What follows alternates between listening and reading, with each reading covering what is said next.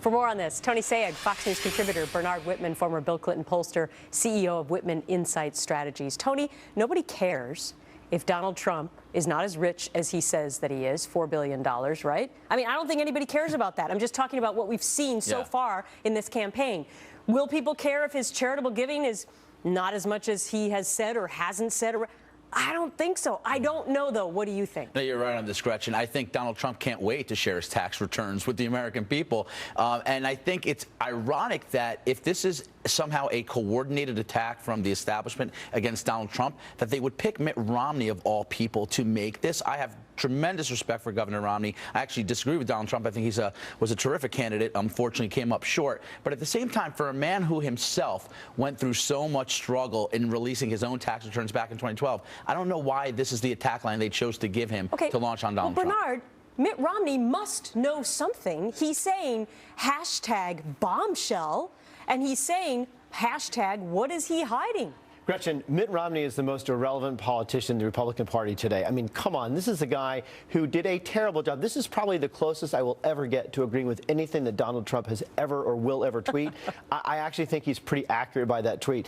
I think that Mitt Romney probably doesn't really know a whole lot, was schooled by Senator Harry Reid, heard his presidential campaign, and for him to be giving establishment advice to Donald Trump, guess who cares? No one. Okay, let's move on to this, because some leading newspapers now coming out against Donald Trump in the days leading up to Super Tuesday. Washington Post editorial board calling this the moment of truth, telling Republican leaders, quote, "You must do everything in your power to stop Trump," and asking, is the Republican Party truly not going to resist its own debasement?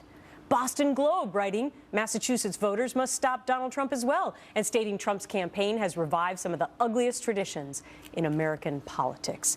Okay, does any of this matter? No. I mean, thank you to the two most liberal editorial pages in America for caring so much about the future of the Republican Party. Look, Gretchen, obviously we all know there are movements on the establishment side of the party through super PACs, through others, to try to stop Donald Trump. The National Review made that argument to less effect than I think they hoped to. But that doesn't necessarily mean that the liberal media is going to have any impact on this. What strikes me as odd is, literally according to Gallup, Barack Obama has been the most divisive president in modern history. That they choose to attack Donald Trump as the divisive one, I think that's a little hypocritical. I think Republicans across the country should be terrified of a Trump nomination, because it will almost certainly spell disaster for the Republican Party against Hillary Clinton at this point in November, because he has run the most. First of all, his negatives are extraordinarily high. The number of people who would never vote for him is huge. So are Hillary's. I think, look, I have a feeling that the people across the country will in no way, shape, or form countenance a Republican victory by Donald Trump. And frankly, I think he could cost Republicans the Senate.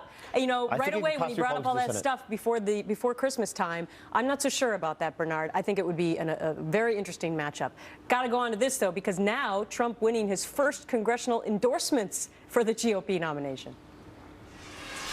You're going to see more members of Congress come out of the Donald Trump closet on this, for sure. Senator Cruz, let's just say he will not have my vote. I have to work with him all the time here in the House and Senate, and I don't like the way that he's portrayed himself in the past, and he won't have my support in the future. That was pretty much to the point about Ted Cruz from Duncan Hunter, Tony. But he's now endorsing Donald Trump. As with Congressman Collins from upstate New York. Look, Gretchen, people have to understand, these are mainstream conservatives. These aren't wacko extremists that people like Bernard want to call names in the Republican Party. And I hear Bernard saying what he said about Hillary. And if you were advising Hillary, if you still are, by the way, I would tell her to really pay attention to what's happening. Because to misunderstand Donald Trump the way you have, I'm clearly been critical, but he's tapped into something that crosses party lines, which is why you see such tremendous turnout, such tremendous interest caused by him. There's a dissatisfaction with Washington that we've not seen in a long time. Because Donald Trump has eviscerated candidates who have come after him on his same side, okay? And they're basically out of the race now. If you were advising Hillary Clinton, I mean, come on, she would be a little nervous about the kind of stuff that he might say. I think that we all should be nervous about the kind of things that he would say. Why? Because he has tapped into the ugliest part of the American psyche. Bigotry, intolerance, lies, racism. This is the type of campaign he's run. And honestly, Republicans are going to wake up on November 9th after the defeat of Republican nominee Donald Trump and say, how do we possibly lose control of our party and maybe the Senate to this reality TV star nut? There's so much time left. Race warfare from Barack Obama. That's what you're going to say. And we don't know what's going to happen with Hillary Clinton in that whole FBI investigation either. So, bunch of moving pieces. Guys, thank you. Thanks, Gretchen.